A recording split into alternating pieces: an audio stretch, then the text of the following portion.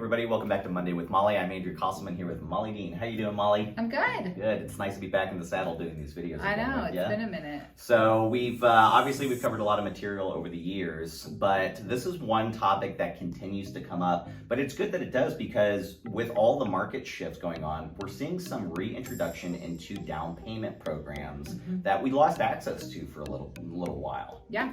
So let's talk about that for a second. Broad statement: do you have to have 20% down to buy a house? Absolutely not. Yeah, that's a pretty simple one for Yeah. us, but it's actually still a question that we get a ton, especially do. from like first-time home buyers. I know we do. So let's not dig too deep into all the different products, but what is, let's say I'm a veteran or I'm buying rural, how much do I need down? Zero. Zero. Okay, so 0% versus 20, that's pretty good. Let's say I'm gonna go with like a government program like FHA, okay? What's my down payment looking like then? 3.5% of the sales price. What if I own a house right now? Still 3.5% of the sales price. Pretty cool. All right, let's say I'm going conventional and I haven't owned a home in the last several years. 3%.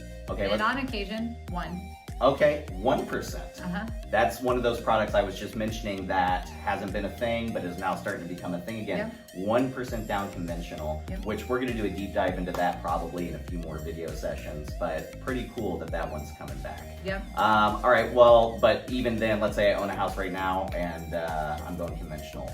5% is standard unless you are in a lower income bracket and you meet AMIs, you can still do 3. Yeah, and AMI, that's just kind of the average income. Medium income. For the area. Yeah, exactly. So basically the theme that we're going on here is you don't necessarily need 20%. No, you do not. Okay, now that's for primary residences. I don't want to dig into other things like investment properties and stuff like that because that does obviously change things a little bit. But the important message here is if you're buying your first house or you're rebuying a house and you haven't bought in a long time and you've got that 20% stigma, you can think of some creative ways to use that money somewhere else, right? Yeah, and you forgot one thing. Okay, Down payment assistance programs. of course. Yeah, And typically you're looking at how much down on one of those. nothing. Yeah, and that is a great thing that we do a ton of. We do a lot more of it than most lenders here locally. Yes.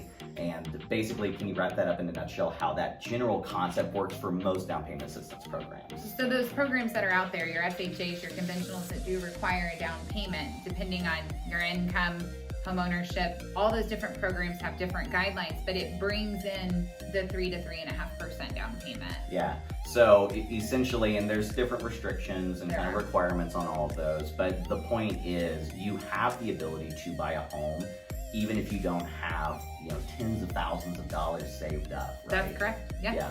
So, I mean, with that mindset, kind of gives people more power to shop. Maybe it's like, okay, I thought I needed 20% down. Maybe I can bump my price point now because I don't need as much down, right? Correct. Yeah, absolutely. Which is important in this market. Yes.